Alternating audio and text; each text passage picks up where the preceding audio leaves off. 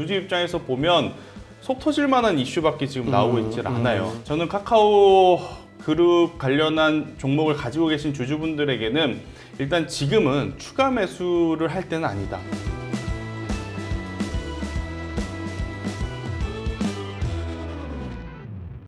카카오 창업자인 김범수 전 이사회 의장이 SM엔터테인먼트의 주식 시세 조정 의혹과 관련해 금감원의 조사를 받았습니다. 관련 종목들의 주가는 출렁이고 있고 시장 상황으로 보면 역대급 반대 매매로 좋지 않은 분위기가 연출되고 있습니다. 현 시점에서 어떤 투자 전략을 세워보면 좋을지 알아보겠습니다. 김태성 비전경제연구소 이사와 함께합니다. 안녕하세요. 네, 안녕하세요. 먼저 이번 주 증시 흐름 어떻게 흘러가고 있는지 좀 짚어주시죠. 네, 굉장히 속상한 한 주가 아닌가라는 생각이 듭니다. 왜 속상한 한 주냐? 개인 투자자분들의 신용 반대 매도가 연일 지금 계속 이제 최고치를 기록한 상황. 더욱 이제 그 이후의 기간과 외국인들의 숏 커버링으로 인해서 네네. 지수도 그렇고 종목도 그렇고 올라오다 보니까 사실 개인 투자자분들이 내 계좌가 조금 많이 회복됐다라고 느끼기에는 네네네. 아직까지는 부족한 한 주가 아닌가라는 생각이 듭니다. 어제 이어서 오늘까지도 조금은 더 나은 시장을 좀 기대를 했었습니다만 2차 전지 쪽의 수급이 그다지 좋지 않아요. 실적에 대한 불확실성 혹은 눈높이가 아무래도 이제 시장에서 바라봤던 시각보다 충족하지 못하는 것들이 좀 나오다 보니 그에 따른 매수보다는 매도 물량들이 조금 더 강하게 나타나고 있는 시장이다. 이렇게 좀 정리 한번 드려보도록 하겠습니다. 네. 일단 뭐 이슈 하나 짚어보죠. 뭐 지금 가장 뭐 시장에서 화제가 되고 있는 게 사실은 네. 카카오 소식인데 그렇죠. 카카오의 김범수 전 이사회 의장이 SM엔터테인먼트 주식 시세 조정 의혹과 관련해 금감원의 조사를 받았죠. 어떤 내용인지 정리 한번 해주시는 게 좋을 것 같아요. 일단은 그 내용이 앞서서 네네. 카카오 그룹에게 좀 하고 싶은 이야기는 이럴 거면 차라리 상장을 안 시켰으면 좋지 않았겠는가라는 생각이 들어요. 관리를 전혀 안 합니다. 그러니까 주주 입장에서 보면 속 터질 만한 이슈밖에 지금 나오고 있질 않아요. 안 그래도 쪼개기 상장 때문에 이 기업의 가치는 계속해서 떨어지고 있고 더욱이 이제 이 그룹사에 대한 실적보다도 전체 시장에 대한 부담감이 있는 상황 속에 호재 뉴스가 나와도 모자랄 판에 지금 시세 조정이라고 하는 굉장히 큰 악재가 지금 나오는 거죠. 이 시세 조정에 대한 이슈 그리고 김범수 의장이 이렇게 된다라고 하면 불확실성을 없애는 게 아니고 더 키우게 되는 지금 상황이지 않습니까? 가뜩이나 카카오 같은 경우에는 호재 뉴스가 나오더라도 시장에서는 굉장히 밋밋하게 반응하는 기업 중에 하나인데 악재 뉴스가 나오게 된다라고 하면 더욱 한없이 지금 더 안 좋아질 수 있는 요소다라고 좀 말씀드려 보도록 하겠고요. 일단 세 가지의 주요 포인트가 있습니다. 네네. 일단 첫 번째로는 하이브의 공개 매수 가격을 넘기도록 SM의 주가를 의도적으로 끌어올렸다. 이게 첫 번째. 그리고 두 번째로는 5% 이상의 비중, 그러니까 네. 전체 시총의 5% 이상의 비중을 넘어가게 되면 그걸 신고하게 되어 있습니다. 그렇죠. 공시를 해야 되죠. 네, 공시를 해야 됩니다. 근데 그 공시를 안 했다라는 게 두 번째. 그리고 세 번째, 지금 김범수 의장이 다른 것보다도 카카오뱅크의 최대 주주입니다. 그렇죠. 근데 이제 인터넷 은행 기준으로 보면 5년 내에 이 형법에 위반하는 범죄를 저지르면 최대 네네. 주주의 자격이 안 돼요. 네. 그렇게 되면 지금 가지고 있던 지분을 또 다 정리를 해야 되는 네. 그런 상황이다 보니 카카오의 불똥이 이 스노우볼이 되어서 카카오뱅크까지도 지금 안 좋아지게 되는 그런 현상들을 좀 만들 수 있는 부분들이 있어서 저는 카카오 그룹 관련한 종목을 가지고 계신 주주분들에게는 일단 지금은 추가 매수를 할 때는 아니다. 저는 올라올 때마다 어느 정도의 리스크 관리를 조금 하셔야 될 때가 아닌가라는 의견을 한번 조심스럽게 드려보도록 하겠습니다. 저도 뭐 비슷한 생각을 하는데 카카오 자체는 그런 대로 뭐 이 문제를 갖다가 넘어갈 수 있지만 만약에 카카오뱅크까지 불똥이 튀게 되면은 그렇죠.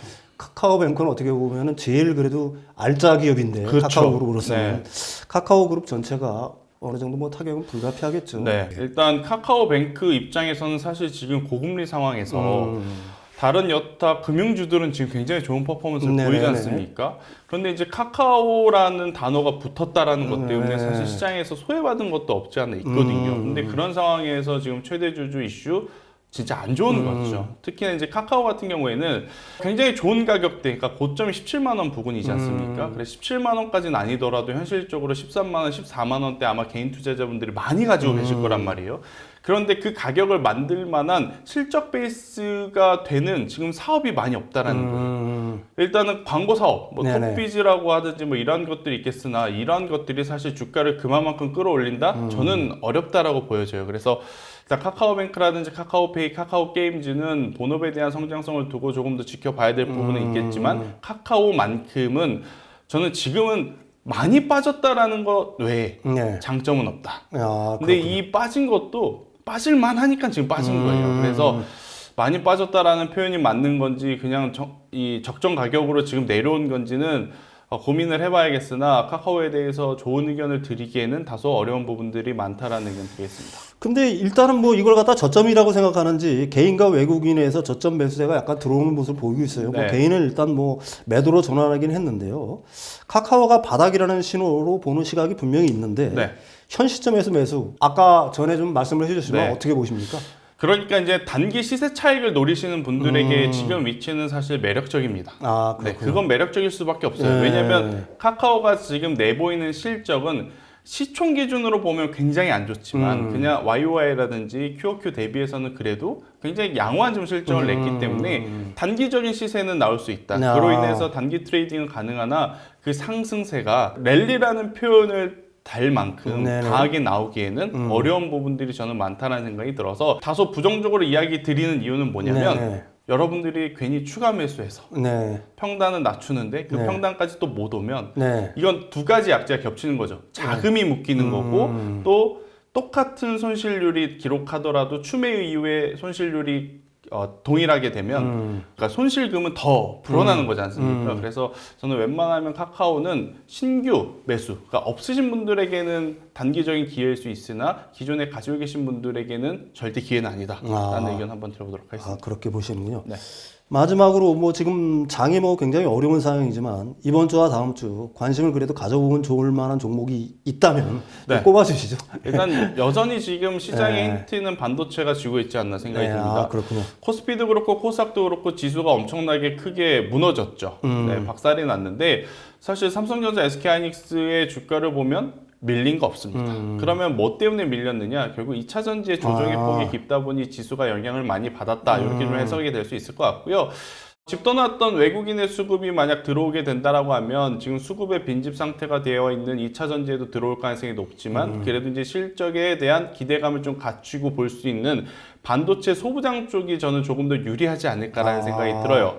뭐 삼성전자, SK하이닉스는 굳이 말씀 안 드리겠습니다. 그러니까 이것들을 좀 제외하고 보면 DDR4, DDR5 메모리 반도체 관련해서는 저는 TLB라는 기업을 계속 좀 강조드리는데 아무래도 이제 현물 가격의 상승이 4분기에는 당연히 이 기업의 실적이 커가는 것을 이끌어낼 가능성이 높아서 저는 이 DDR4, DDR5 메모리 가격 관련해서는 TLB를 보시는 게 좋다라고 생각이 들고 TLB가 있고 뭐 하는 거죠? TLB. 예. 네, 그러니까 DDR5 관련한 제품을 좀 만듭니다. 아, 그렇군요. 전체 매출의 약 80% 이상이 서버용 DDR4, DDR5 이제 메모리 칩 관련한 이제 매출이고 네. 그 안에서 이제 DDR5의 매출이 점점 늘어나고 있다라는 아. 것 그것을 좀 보셨으면 좋겠고요.